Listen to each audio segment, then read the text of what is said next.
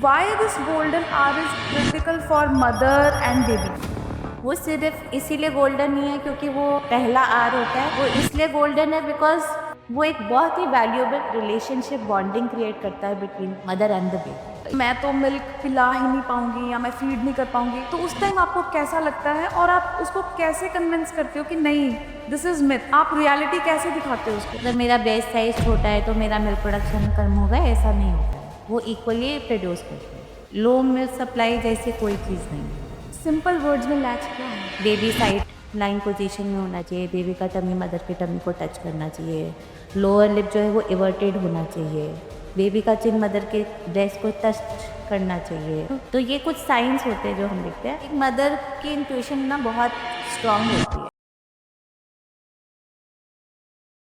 नमस्ते everyone, this side Rupali Gupta Tiwari, career and life coach. So welcome to our new podcast. पहले की तरह ये पॉडकास्ट भी बहुत इंटरेस्टिंग होने वाला है because it is related to motherhood, one of the important topic. और बहुत सारी नए पेरेंट्स से रिलेटेड चीज़ें डिस्कस होंगी इस पॉडकास्ट में जो बहुत जनरल लगती हैं but they need some consideration and expertise. So today's topic is breast feeding beyond basics. Breast feeding को बहुत नॉर्मल मानते हैं अनलेस एंड अनटिल उसमें कुछ कॉम्प्लिकेशन या कोई प्रॉब्लम आ जाए। So to clear all the myths and to focus on reality, we have an expert with us. We have Dr. Ganga Anand with us. She is internationally certified lactation consultant and founder of LactaNest. So, welcome, Dr. Ganga. Thank you Rupali. Welcome to the podcast. Thank you. So, let us start with a very simple question. सब बोलते हैं कि breast feeding is very normal, very natural, but still it is seen that कुछ mother's को बहुत complications, बहुत problem आ जाती हैं। आपका क्या व्यू पॉइंट है इस पे? देखिए, जो नेचुरल वर्ड है ना कि ब्रेस्ट फीडिंग इज नेचुरल, ये एक मिसकंसेप्शन है। जब हम बोलते हैं कि कोई चीज़ नेचुरल है, हम उसको ऑटोमेटिकली मान लेते हैं कि वो बहुत एफर्टलेस होएगी या वो बहुत इजी होएगी, खुद से ही आ जाएगी। खुद से ही आ जाएगी। सो बहुत सारे मदर्स या पेरेंट्स ये सोचते हैं कि जब बेबी आएगा, बेबी को भूख लगेगी, हम उसको फीड कराएंगे, वो बहुत नॉर्मली हो जाएगा और बेबी सो जाएगा और फिर वो नेक्स्ट फीड के लिए जागेगा और हम फीड करा देंगे। लेकिन प्रैक्टिकली अगर मैं बोलूँ तो ऐसा नहीं होता है। ब्रेस्ट फीडिंग नेचुरल तो है बट वो एक स्किल है, आपको उसको सीखना पड़ता है। अब जैसे हमारी बॉडी स्विमिंग के लिए बनी होती है, लेकिन हमें स्विमिंग सीखने के लिए उसकी टेक्निक सीखनी होती है ना। अगर हम वो नहीं सीखेंगे तो हम डूब डूब जाएंगे। जाएंगे। ऐसे एक बच्चा है, वॉकिंग एक बहुत ही नेचुरल स्किल है, लेकिन एक बच्चा उसको बहुत मंथ्स लगा देता है सीखने के लिए। वॉकिंग सीखने के लिए भी हमें टाइम लगता है, ऐसे ही ब्रेस्ट फीडिंग है। तो मदर की बॉडी डिजाइन्ड है मिल्क बनाने के लिए। बेबी भी बॉर्न होता है उस उन रिफ्लेक्सेस के साथ कि वो सकल कर सके, लेकिन वो जो कोऑर्डिनेशन है between mother and the baby, वो उसको सीखना पड़ता है। मदर को लैच करना सीखना पड़ता है। अगर वो लैच करना ही नहीं सीखेंगी तो वो फीड करा ही नहीं पाएंगी, फिर उसमें कॉम्प्लिकेशंस बढ़ती जाएंगी। डॉक्टर गंगा, मैंने कहीं आपका ही आर्टिकल एक पढ़ा था जिसमें आपने बोला था कि जो ब्रेस्ट फीडिंग है ये बेबी के बर्थ से पहले का प्रोसेस है। बट जैसे हम लोग अपने general day to day life में जब हम देखते हैं तो हम लोग ये कंसिडर करते हैं कि जो ब्रेस्ट फीडिंग है तभी स्टार्ट होगी जब बेबी आ जाएगा, जब डिलीवरी हो जाएगी। So what are the things which parents need to know before the child birth? ये बहुत ही इम्पोर्टेंट क्वेश्चन है और ये एक मेजर माइंड शिफ्ट है जो चाहिए आजकल के पेरेंट्स में। बिकॉज सबको लगता है कि ब्रेस्ट फीडिंग में क्या है ना, ये तो बहुत ही नेचुरल है, जैसे हमने करवा बात देंगे। करी, ये तो हो ही जाएगा, हाँ। बताइए इसमें क्या सीखना है। लेकिन ऐसा नहीं होता। अगर आप पहले से प्रिपेयर्ड हैं तो वो जो पैनिक होता है ना आफ्टर डिलीवरी या वो जो कॉम्प्लिकेशंस आती हैं वो नहीं होती। तो बहुत इम्पॉर्टेंट है कि आप breast feeding session specially 32 to 36 week के बीच में वो ब्रेस्ट फीडिंग सेशंस ज़रूर अटेंड करें, अटेंड करें। ताकि आपको वो नॉलेज हो, आपके पास वो स्किल हो कि आप बेबी जब आए उसको फीड करा सके। आपको पता हो कि कोलोस्ट्रम नॉर्मल होता है या उस वो एकदम से इतना लीटर्स में मिल्क नहीं आता, जैसे लोगों का नोशन होता है, क्योंकि सब लोग यही बोल रहे होते हैं मिल्क नहीं आया, मिल्क नहीं आया, है एग्जैक्टली ना? एग्जैक्टली। तो वो अगर आपको पता हो कि जो शुरू में मिल्क आता है वो कोलोस्ट्रम होता है। अब कोलोस्ट्रम बहुत कम क्वांटिटी में रिलीज होता है, लेकिन उसकी जो क्वालिटी होती है ना वो एक्स्ट्रा ऑर्डिनरी होती है। तो वो बेबी के हिसाब से ही बनता है। अगर हम बेबी का टमी साइज देखें तो वो on day one cherry size का होता है एंड वो धीरे धीरे ग्रो करता है। तो बेबी के लिए जो मिल्क बन रहा है वो भी उसी के हिसाब से बन रहा है। तो वो ब्रेस्ट फीडिंग सेशंस अगर आप पहले से, ऑब्वियसली अगर आपका एग्जाम है, आपको पता है कि कल मेरा एग्जाम है, अगर आप उसकी तैयारी नहीं करोगे तो आप कैसे उसमें पास हो गया, फेल हो जाओगे ना। Ah, you are explaining with beautiful examples. है ना? Thank you doctor Ganga. मतलब आई मस्ट से कि व्यूअर्स के लिए तो ये जिसको बोलते हैं ना कि बिल्कुल इजी वे में सारी चीजें बताई जा रही हैं आज। हाँ, बिकॉज़ मैं हमेशा ना वो उसकी डीप तक जाके सोचती हूँ कि पेशेंट्स को या मदर्स को वो चीज़ कैसे समझाई जाए, उनको कैसे उससे रिलेट कराया जाए कि उनको वो समझ आए, एग्जैक्टली। है ना? नहीं तो हम अगर मेडिकल टर्म्स में उनसे बात करेंगे तो उनको कुछ नहीं पता हाँ, पैनिक हो चलेगा, जाएंगे और पैनिक हो जाएंगे। तो वो बहुत ज़रूरी है। तो आपको ना उनके सीट पे बैठ के सोचना होता है कि एग्जैक्टली वो एग्जैक्टली क्या फ़ील क्या करते फील हैं। कर रहे हैं एग्जैक्टली। तभी आप उनकी प्रॉब्लम सॉल्व कर पाते हैं। Okay. So doctor Ganga, next question is like कि ऐसी कौन सी एक चीज़ है या कौन सी एक नॉलेज जो है आप पर्टिकुलरली सोचते हो कि ये एक मदर को या एक पेरेंट को या एक कपल जो पेरेंट बनने वाला है उसको डिलीवरी से पहले पता होनी चाहिए? सो अगर मुझे एक कोई ऐसी चीज़ बतानी हो पेरेंट्स को कि उनको ये पता होनी चाहिए, तो उनको नॉर्मल न्यूबॉर्न बिहेवियर पता होना बहुत ज़रूरी है। नॉर्मल न्यूबॉर्न बिहेवियर बोलूँ तो उसका मतलब है कि आपका एक्सपेक्टेशंस होनी चाहिए कि बेबी को आपको हर 2 से 3 घंटे पे फीड कराना होगा। इवन एट नाइट भी आपको उसको फीड कराना होगा। ऐसा नहीं है कि बच्चा 3-3 4-4 घंटे सोता ही रहेगा और उसमें कोई एफर्ट नहीं लगेगा। देन आपको ये पता होना चाहिए कि जैसे मैंने बताया कि शुरू का जो मिल्क होता है वो कोलोस्ट्रम होता है, फिर वो चेंज हो जाता है ट्रांजिशन मिल्क में। देन एक्चुअल मिल्क को आने में 3 से 4 डेज़ लगते हैं। बट इसका ये मतलब बिल्कुल नहीं होता कि वो 3-4 डेज़ मिल्क नहीं आ रहा होता। देन फादर का रोल बहुत इम्पोर्टेंट है इसमें। तो उनको अपने लिए पता होना चाहिए कि वो मदर को उस टाइम पे कैसे हेल्प कर सकते हैं। देन प्रॉपर लैच क्या होता है, पोजीशनिंग क्या होता है, ये सब चीज़ें उनको एंटीनेटल पीरियड में ही कवर कर लेनी चाहिए ताकि वो आगे उनको उनको इजी हो जाए। ईज़ी हो जाए, प्रॉब्लम नहीं। So very good piece of information doctor Ganga. आपने जैसे बोला कि सारी चीज़ें जो है पता होनी चाहिए and parents should be mentally prepared for कि राइट, आगे जब बच्चा आ जाएगा तो ये चीज़ें होनी है। बिल्कुल। वेरी एडवाइजेबल आपने बात बोली है सही में। So coming to the important and famous word, the golden hour, ये हॉस्पिटल से रिलेटेड जो भी है या जिनकी डिलीवरी होती है, आजकल एक बड़ा कॉमन टर्म है the golden our. So why this golden hour is critical for mother and baby? I think golden hour जो है ना वो एक बहुत ही अंडर यूटिलाइज्ड टर्म है। अ, अब आप सोचिए कि एक बच्चा है जो मदर के टमी में है, ओके, एंड वो एक बहुत ही डार्क एनवायरनमेंट में है और विद इन कुछ सेकेंड से वो एकदम एक ब्राइट एनवायरनमेंट में आ जाता है और वहाँ पे शोर है, नॉइस है, तो उसको हम कंफर्ट कैसे देंगे? अगर हम उसको सीधा वार्मर पे लेटा देंगे तो उसको कंफर्ट मिलेगा कि अगर आप उसको मदर के चेस्ट पे रखोगे तो उसको कंफर्ट मिलेगा। Yeah, mother chest is more comfortable. Exactly. तो बहुत सारे लोग ये सोचते हैं कि गोल्डन आवर का मतलब सिर्फ होता है कि उस आवर में फीड करवा देना, बट ये उससे कहीं बहुत ज़्यादा है। सो Okay. गोल्डन आवर क्या होता है कि अगर मेडिकली पॉसिबल हो तो बेबी और मदर को स्किन टू स्किन देना चाहिए उस टाइम पे। सो जब हम बेबी को डायरेक्टली मदर के चेस्ट पे रखते हैं तो उससे बेबी में क्या चेंजेस होते हैं, बेबी क्योंकि मदर की बॉडी उस टाइम पे वार्म होती है तो उससे वो बेबी का जो टेम्परेचर है बॉडी का वो रेगुलेट होता है। बेबी की हार्ट बीट रिदमाइज हो जाती है मदर की हार्ट बीट से। बेबी जो है वो मदर की स्मेल को पहचानता है और वो क्रॉल करके ब्रेस्ट तक चला जाता है ब्रेस्ट फीड के लिए। एक बहुत ही ब्यूटीफुल वीडियो है ब्रेस्ट क्रॉल करके, अगर मुझे नहीं पता ऑडियंस ने देखा है कि नहीं, बट अगर नहीं देखा है तो आप लोग ज़रूर देखिए।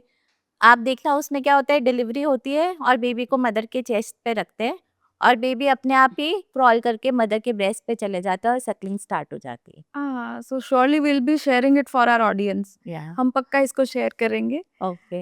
एंड अगर हम मदर में देखें कि क्या चेंजेस होते हैं, तो जैसे ही बेबी को मदर के ऊपर रखते हैं, स्किन टू स्किन कांटेक्ट होता है तो ऑक्सीटोसिन रिलीज होता है, जिसको हम लव हार्मोन बोलते हैं। सो वो वहाँ से क्या करता है, वो एक मिल्क इजेक्शन हार्मोन भी है, तो वो ब्रेस्ट मिल्क का उसको बाहर भी निकालता है। देन वो यूट्रस को भी कांटेक्ट करने में हेल्प करता है, तो मदर की रिकवरी में भी हेल्प करता है। इसीलिए उसको गोल्डन आवर बोलते हैं। ये एक इन्वेस्टमेंट है जो बेबी की ग्रोथ के लिए या मदर और बेबी की बॉन्डिंग के लिए सिर्फ कुछ दिनों के लिए नहीं, मंथ्स के लिए नहीं, इवन ईयर्स तक भी काम करती है। वो सिर्फ इसीलिए गोल्डन नहीं है क्योंकि वो पहला आर होता है, वो इसलिए गोल्डन है बिकॉज वो एक बहुत ही वैल्यूएबल रिलेशनशिप बॉन्डिंग क्रिएट करता है between mother and the baby. ये जो डॉक्टर गंगा ने अभी बताया है कि बेबी को जैसे ही मदर के पास लेके आते हैं तो वो जो एक फीलिंग है, बीइंग अ मदर आल्सो, वो फीलिंग हम लोग एक्सप्रेस नहीं कर सकते। मतलब उस time it is like Exactly. Unconditional love, unconditional बिल्कुल। टेयर्स। वो कहते हैं ना कि खुशी के आंसू, वो हाँ। लिटरली उस टाइम खुशी के आंसू वो होते हैं। ऑटोमेटिकली होता है। Exactly exactly exactly. So doctor Ganga, कुछ ऐसी मिस्टेक्स जो आपने नोटिस की होंगी कि डिलीवरी के बाद या डिलीवरी के कुछ दिनों तक जो पेरेंट्स हैं उनके घर वाले कमिट करते हैं, नॉट इंटेंशनली कि मतलब ये करना है, बट इसलिए हो जाती हैं वो मिस्टेक्स क्योंकि उनको नॉलेज ही नहीं है, उनको पता ही नहीं है, किसी ने बताया ही नहीं कि ये करना है, ये नहीं करना, बट वो एक ट्रेडिशनल तरीके से चली आ रही हैं तो वो वैसे ही कर रहे हैं। बिल्कुल, देखिए किसी भी फैमिली का इंटेंशन कभी भी गलत नहीं होता, ठीक है? तो मैं उनके पॉइंट ऑफ व्यू से देखूँ तो वो अपनी तरफ से ना बेस्ट ही दे रहे होते हैं। लेकिन क्या होता है कि क्योंकि हम प्रिपेयर्ड नहीं होते या फैमिलीज़ प्रिपेयर्ड नहीं होती तो वो मिस्टेक्स हो जाती हैं। जैसे बहुत सारे लोगों को ये लगता है कि शुरू में मिल्क एकदम ऐसा बहुत ज़्यादा क्वांटिटी में आएगा, बट ऐसा नहीं होता है। एक्चुअल मिल्क को आने में 4-5 डेज़ लगते हैं।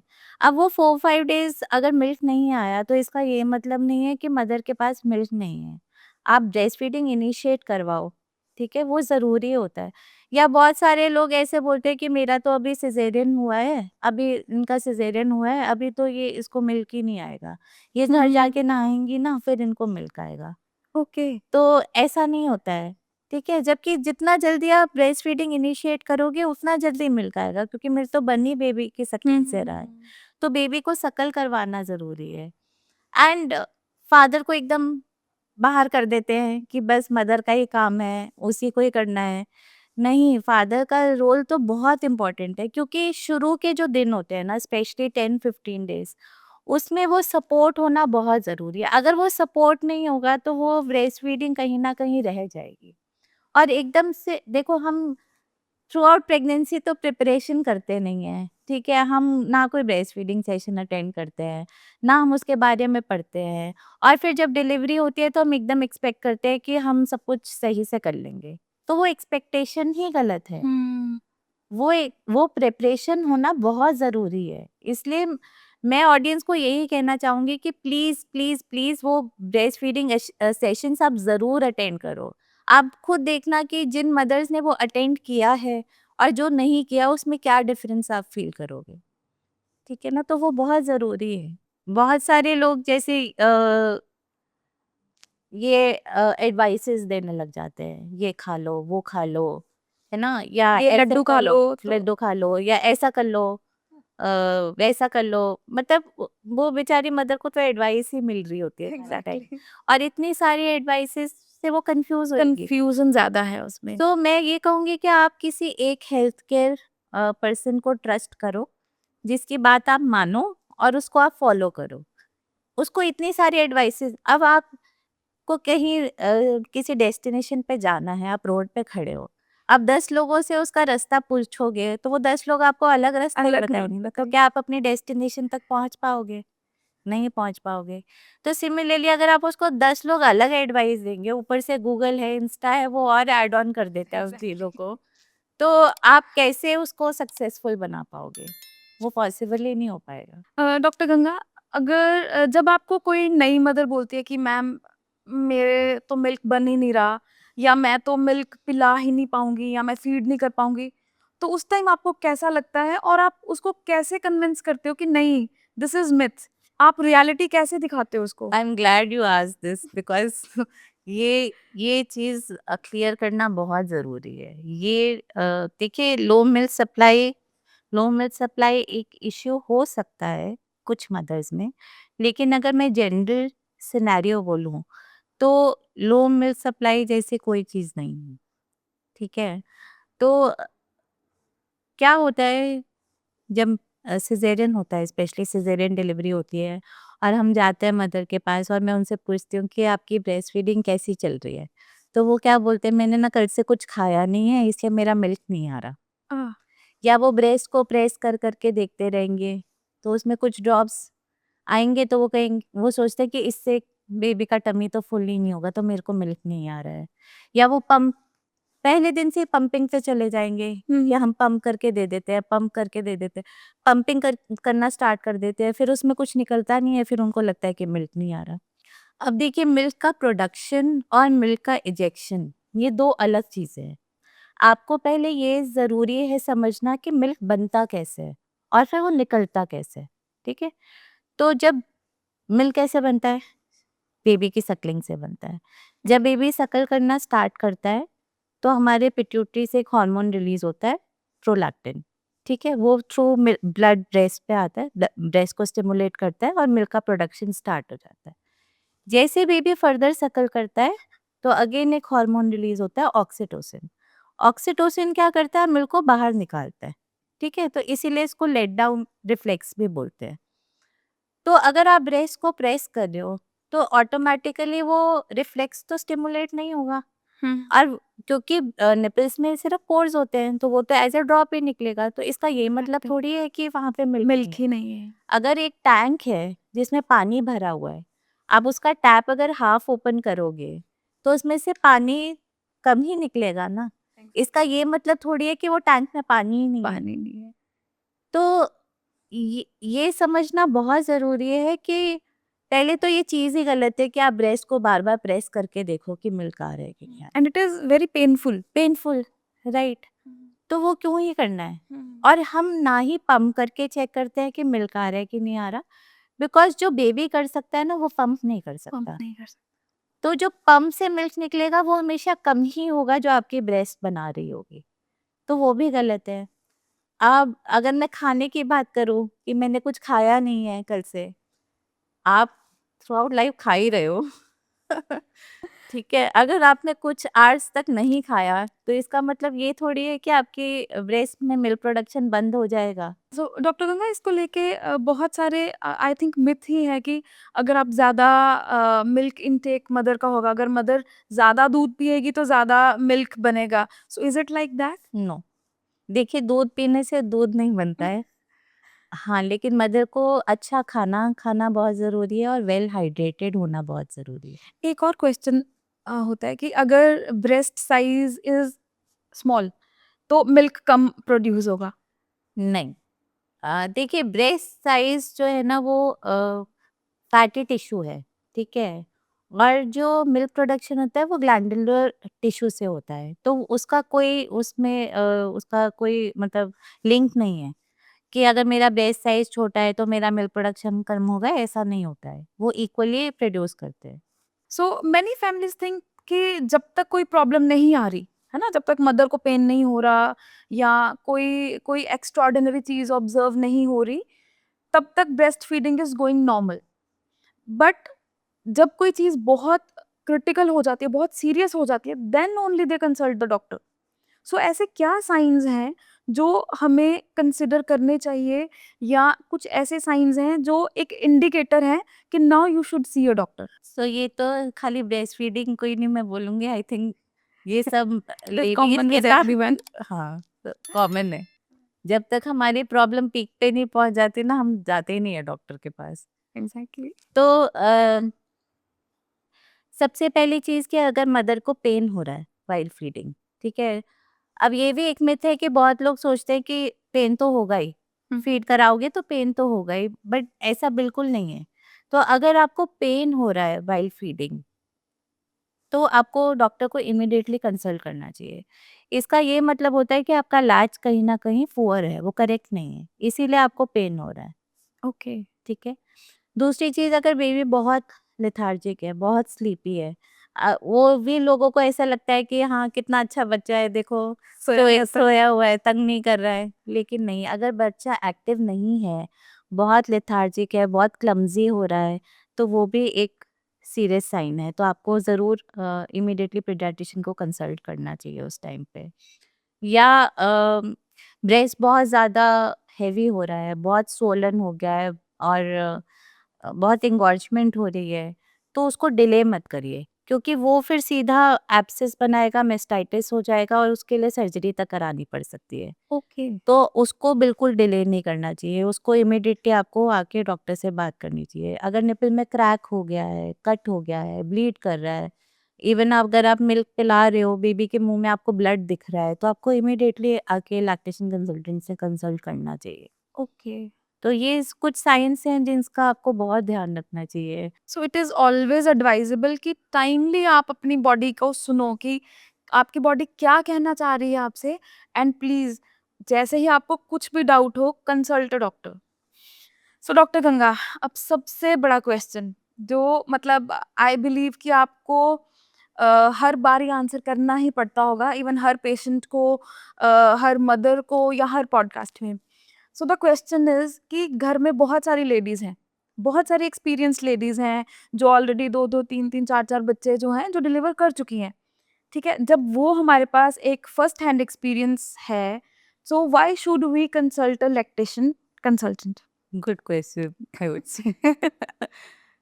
देखिए, मैं जो बड़े हैं ना, जो हमारे मदर्स हैं, ग्रैंड मदर्स हैं, उनको बहुत रिस्पेक्ट करती हूँ, क्योंकि उन्होंने बेबीज़ को ग्रो किया है, फैमिलीज़ को ग्रो किया है। उनका जो एक्सपीरियंस है वो बहुत मायने रखता है। लेकिन हमें ये चीज़ भी समझनी होगी कि जो एक्सपीरियंस है और एक्सपर्टीज़ है, उसमें डिफरेंस होता है। एग्जैक्टली बहुत अच्छा बोला, मतलब एक्सपीरियंस और expertise most of the time हम इसको मिक्स कर देते हैं। एग्ज़ैक्टली। तो ज़रूरी नहीं, देखो, जो बड़े हैं वो आपको क्या एडवाइस देंगे, जो उन्होंने एक्सपीरियंस किया होगा।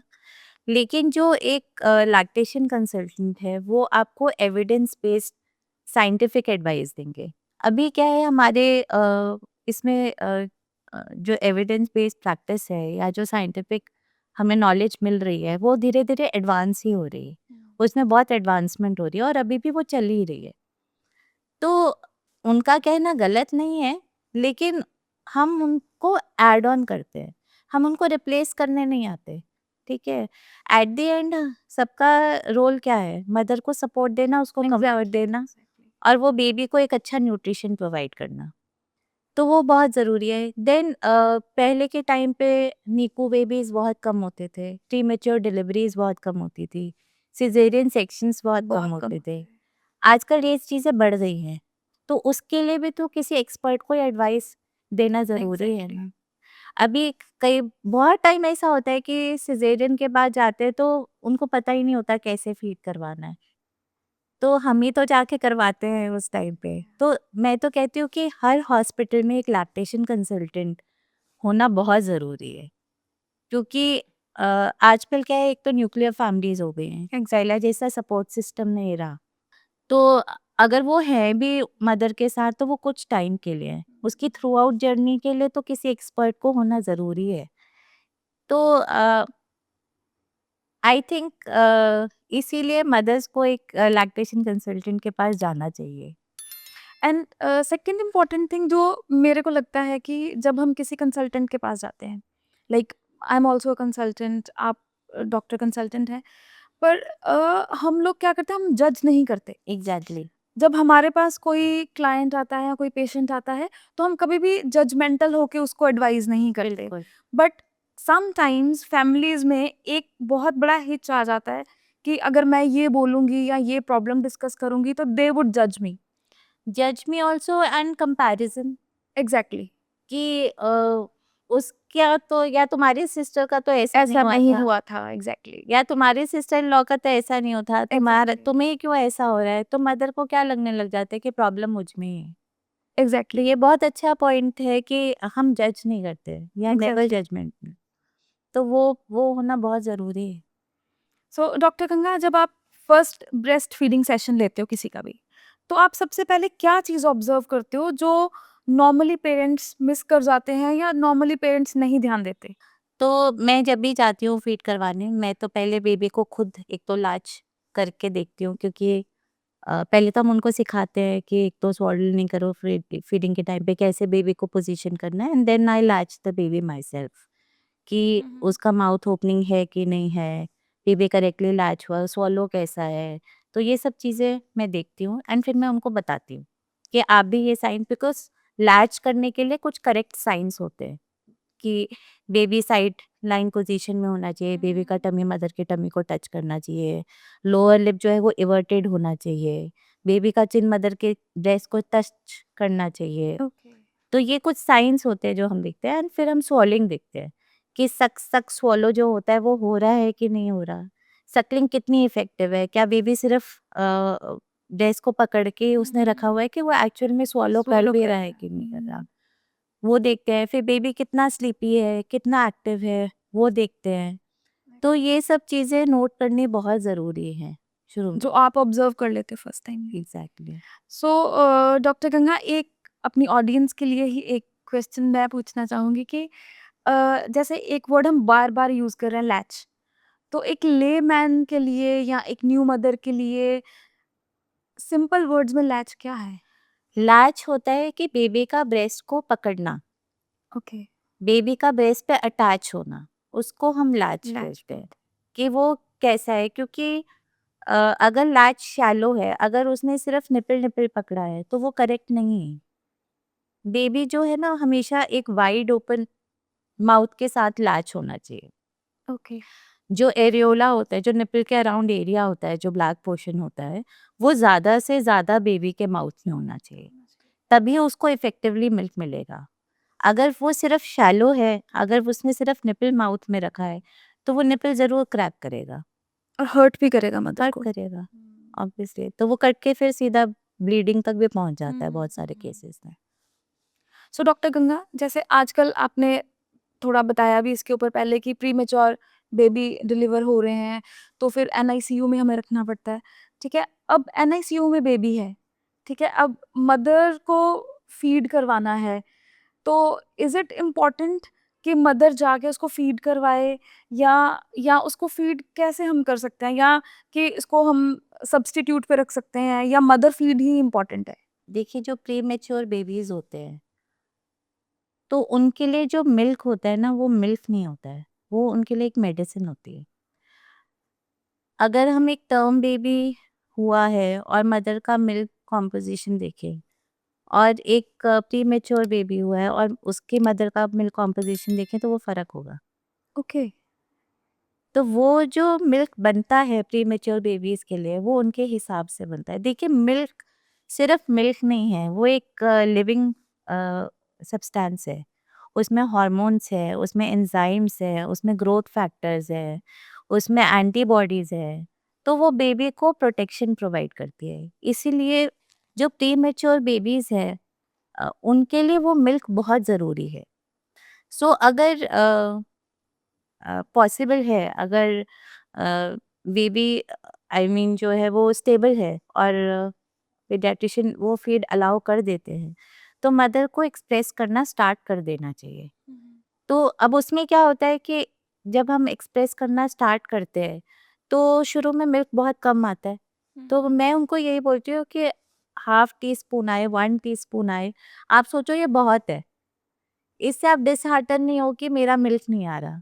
लेकिन हाँ, आपको एक फ्रीक्वेंसी मेंटेन करनी पड़ेगी। आपको हर 3-3 या 4-4 घंटे पे इसको एक्सप्रेस करना चाहिए। और वो क्या होता है, जब वो ऐसा करते हैं तो वो बाय नेक्स्ट डे वो क्वांटिटी अपने आप इंक्रीज हो जाती है, क्योंकि मिल्क प्रोडक्शन का फंडा ही ये है कि अगर मिल्क निकलेगा तभी मिल्क बनेगा, तो वो ब्रेस्ट से निकालना जरूरी है, because it is always demand and supply. तो जितनी डिमांड होगी उतनी सप्लाई बढ़ती जाएगी। और अगर मदर के लिए पॉसिबल है कि वो नीकू में जाके फीड करवा सकती हैं, तो उनको जाके डायरेक्ट She फीड should जरूर go there. कराना चाहिए, she should do it. Doctor Ganga, आजकल का जो लाइफस्टाइल है, आजकल का जो एनवायरनमेंट है, जो वर्क कल्चर है, मदर्स आर वर्किंग, है ना? तो स्ट्रेस, एंजाइटी, स्लीप डेप्रिवेशन, ये सब कुछ बहुत ज़्यादा है। तो इसके साथ अपना मेंटल बैलेंस अच्छा रखना, अपने आप को मेंटली स्ट्रांग रखना और बेबी को प्रॉपरली ब्रेस्ट फीड करवाना, हाउ इज़ इट पॉसिबल और आप क्या गाइड करते हो इसमें? देखिए, जो स्ट्रेस और मिल्क प्रोडक्शन का रिलेशन है ना, वो समझना बहुत ज़रूरी है। ठीक है, तो जब मदर स्ट्रेस में होती है तो उनको सब ये बोल देते हैं कि आप स्ट्रेस मत लो, लेकिन आप उस स्ट्रेस को कम करने के लिए क्या क्या करते हो? कर रहे हो? सही। आप एक्चुअली कुछ कर रहे हो। और ऐसा नहीं होता है कि मदर को एक दिन का स्ट्रेस है या एक दिन स्लीप प्रॉपर नहीं हुआ या एक दिन अच्छा दिन नहीं गया तो उससे वो जो मिल्क प्रोडक्शन है उसमें कोई फर्क पड़ने वाला है नहीं। लेकिन अगर मदर वाकई पोस्टपार्टम डिप्रेशन में जा रही हैं या वो बहुत दिन से अच्छे से खाना नहीं खा रही हैं, उनकी स्लीप प्रॉपर नहीं हो रही है, तो वो इनडायरेक्टली मिल्क सप्लाई को इफेक्ट करेगा ही करेगा। ओके। क्योंकि अगेन वही कॉन्सेप्ट है ना कि मिल्क निकालने के लिए ऑक्सीटोसिन है। तो अगर ऑक्सीटोसिन नहीं रिलीज होगा और आप स्ट्रेस में होगे तो स्ट्रेस हार्मोन्स बढ़ेंगे बॉडी में, कॉर्टिसोल बढ़ेगा। ठीक है, तो वो क्या करता है, ऑक्सीटोसिन के इफेक्ट को सप्रेस कर देता है। ओके। ठीक है, लेकिन इसका ये मतलब नहीं है कि मिल्क बंद हो गया, मिल्क प्रोडक्शन ही बंद हो गया, ऐसा नहीं होता है। तो आप मदर को रिलैक्स करने के लिए क्या कर सकते हैं, उनको अच्छे से सोने दीजिए, उनको सपोर्ट करिए। जब बेबी सो रहा है तो कोशिश करो कि मदर भी सो जाए ताकि उसको एक प्रॉपर स्लीप मिले। या फैमिली में से कोई आके बेबी को सपोर्ट कर दे। अगर मदर ने फीड करवा दिया है तो वो आके बर्प करा दे बेबी को। या मदर को उस टाइम पे अगर भूख लग रही है तो खाना दे दे या पानी दे दे। तो अच्छा न्यूट्रिशन होना भी बहुत ज़रूरी है। अगर मदर अच्छे से खा नहीं रही है तो वो भी मिल्क सप्लाई को हैम्पर करता है। तो मेक श्योर कि वो अच्छे से खाना खा रही हैं। तो इन सब चीज़ों का ध्यान रखना बहुत ज़रूरी है। हाँ, और अगर आपको लग रहा है कि आपसे वो नहीं हो रहा है, then go to an expert. आप एक्सपर्ट के पास जाइए, साइकोलॉजिस्ट से मिलिए, है ना? उनसे बात करिए ताकि वो उनको उस तरह से गाइड कर सकें। और most important thing I believe कि कंपैरिजन ना करें कि हाँ। उसके साथ ऐसा नहीं हुआ था पर एग्ज़ैक्टली, आपके साथ क्यों हो रहा है बिल्कुल। ना? आई थिंक ये मेंटली बहुत हर्ट करता है कि जब देखो, आपका हर कंपैरिजन स्टार्ट हो हाँ, जाता है वो मेंटली हर्ट करना स्टार्ट हर करता मदर अलग होती है, हर बेबी अलग होता है, हर एक की जर्नी अलग है। होती है। एग्जैक्टली। हाँ, इवन 2 बेबीज़ होते हैं ना एक ही मदर के, तो वो भी अलग होते हैं। एग्जैक्टली। तो हम कैसे कंपेयर कर सकते हैं? कंपैरिज़न तो बिल्कुल होना ही नहीं चाहिए। So, thank you, Dr. Ganga, for such an insightful session. So, I believe कि आज का सेशन जो है बहुत ज़्यादा इंफॉर्मेटिव था और बहुत सारे मिथ्स जो हैं क्लियर हुए हैं इस सेशन में। सो अगर आपको पसंद आया है तो do share it with the expectant mothers, couples और न्यू मदर्स के साथ भी आप शेयर करें। और कोई भी क्वेरी हो आप मेरे को डीएम भी कर सकते हैं to cover it in next podcast. So I am Rupali Gupta Tiwari signing off. Thank you.